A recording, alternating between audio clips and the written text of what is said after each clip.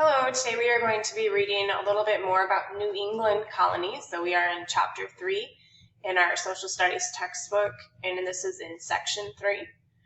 Let's go ahead and start reading with the Massachusetts Bay Colony. So the Puritans obtained a charter in 1629 for the Massachusetts Bay Company, which claimed land in New England. This group had wanted to make changes to the Church of England, angering King James and many leaders of the church. They jailed many of the Puritans. Once the Puritans were released, they chose to leave for New England. In the summer of 1630, a small fleet of 11 ships with about 1,000 passengers arrived in Massachusetts Bay. They had heard about the hardships that the Pilgrims had suffered in Plymouth and brought additional supplies, which included livestock like cows and horses. Their charter allowed the Puritans to govern themselves. White men who owned property in the colony met and elected their governor, a man by the name of John Winthrop. As their leader, Winthrop planned to build a city upon a hill that would show people how God had meant for people to live. They named the settlement Boston.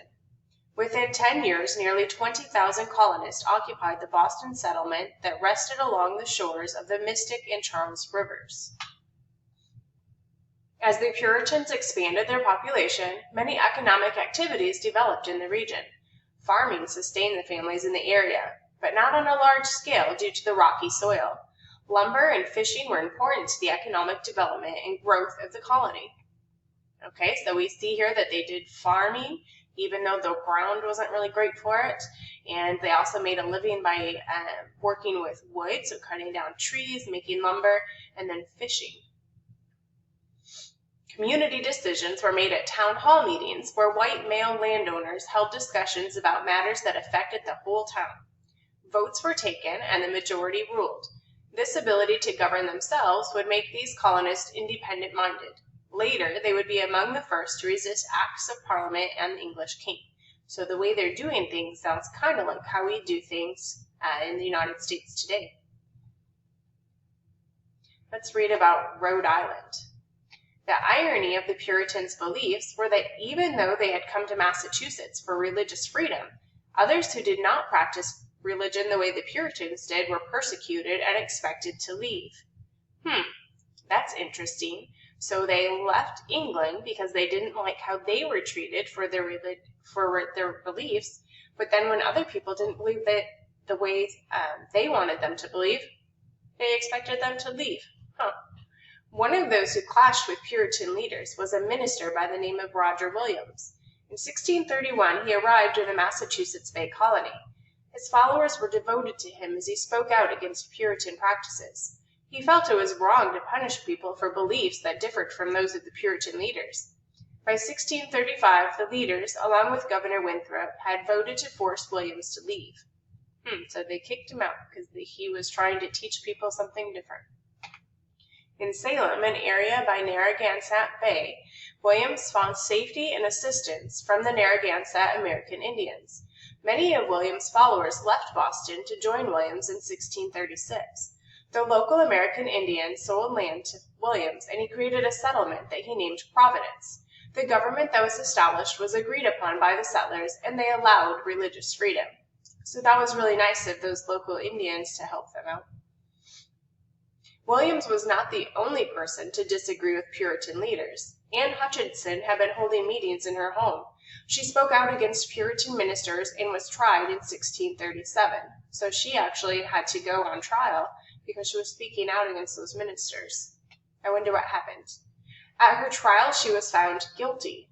As a result, Hutchinson, her family, and many of those that followed her teaching moved to the Narragansett Bay area, where they developed a settlement near Providence and Roger Williams. Eventually, the two settlements joined together to become the Rhode Island colony. So right here we have a picture. I believe this is Roger Williams in the picture. And then here's another picture from when she was standing trial. So this is a picture of Anne Hutchinson in the courts. Connecticut and New Hampshire. As more and more people began traveling to the Northeast region, the need for usable farmland arose. The rocky soil of the New England coast forced settlers to look for better farmland inland. The Connecticut River Valley just west of Rhode Island provided that land. The valley has rich soil, and in 1633, Windsor became the first of the permanent English settlements here. Another Puritan minister by the name of Reverend Thomas Hooker began to look for other opportunities to practice religious freedom away from the Massachusetts Bay Colony. Hooker, along with his wife and around 60 followers, walked through the wilderness. They, along with their livestock, arrived at the Connecticut River where they founded the settlement of Hartford. Other settlements in the area united with Hartford by 1636 to form the Connecticut colony. The strict Puritan ways forced others to seek relief, so this is going to be a push factor if they're forcing others out. Some traveled north of the Massachusetts Bay Colony. In 1623, David Thompson started the first settlement in this northern area. By 1630, the settlement was shipping lumber to England, so they were making their money by using those cut-down trees. They had moved the settlement to the area that is now Portsmouth, New Hampshire. So how does that have to do with the economic activity of the area? Well, we know when we're shipping lumber, we would need a port to do that out of. And so a port is where the ships can come in and load up and then they can leave again. So it makes sense then that they would call that Portsmouth, New Hampshire. A fishing colony was also established in the region when John Mason was granted land in the area. Eventually, by 1679, the King of England united them under a charter as the Royal Colony of New Hampshire. Settlements and American Indian conflicts. In the New England area, the Wampanoag were not the only indigenous peoples. The Pequot also lived there. Unrest between the Pequot and the settlers led to the Pequot War in 1637. A Pequot village in Mystic, Connecticut was surrounded in a surprise attack.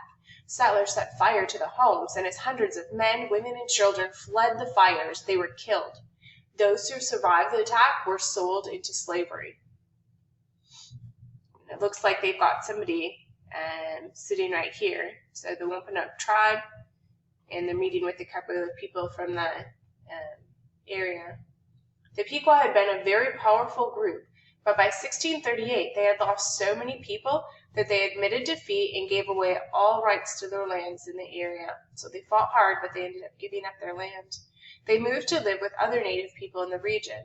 This left the areas of present-day New Hampshire, Vermont, and Maine open to the expansion of English settlements. In 1661, Massasoit died. As the leader of the Wampanoag, he had secured peace with the Pilgrims and other English colonists within the region for 40 years. We read about him when we were reading about the Pilgrims in the last section. As more and more settlers arrived in the area, the need for land began to cause conflict. These new colonists seized growing stretches of Wampanoag lands. So that's not really fair. We have new people that are arriving all the time, and since they need land, they're just taking it from the Indians. Following his death, Massasoit's son, Metacomet, became the new leader of the Wampanoag. The English colonial governor called him Philip, and the colonists began to refer to him as King Philip. Metacomet, or King Philip, felt that the taking of Wampanoag land needed to be stopped. He sent a message to another native group in the area, the Narragansett. He asked for their assistance, but they refused to help. Other groups, though, did join the Wampanoag. In 1675, King Philip's War began. This was one of the bloodiest conflicts ever fought in North America. In their attacks, Metacomet's warriors attacked 52 towns, destroying crops and killing more than 600 settlers. Settlers began to adopt the native way of fighting and retaliated. By hiding in forests, they launched surprise attacks and burned native villages. By August of 1676, scouts helped to trap Metacomet in a swampy area in Rhode Island. He was killed by American Indians who were assisting the English settlers. With Metacomet dead, the war came to an end. Metacomet's wife and son were among many who were sold into slavery. More than 4,000 Native Americans had lost their lives, and their strength in New England never returned. So pretty sad.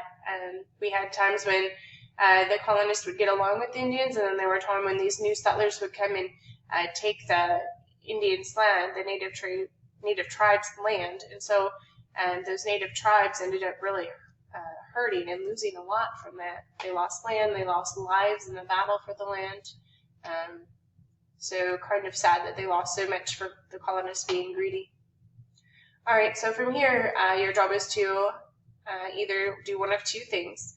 You are either going to and write something that you learned in this section today, or you can make a video comment and tell me in a video, kind of like my video is on the screen here, and tell me through the video something that you learned in this section today.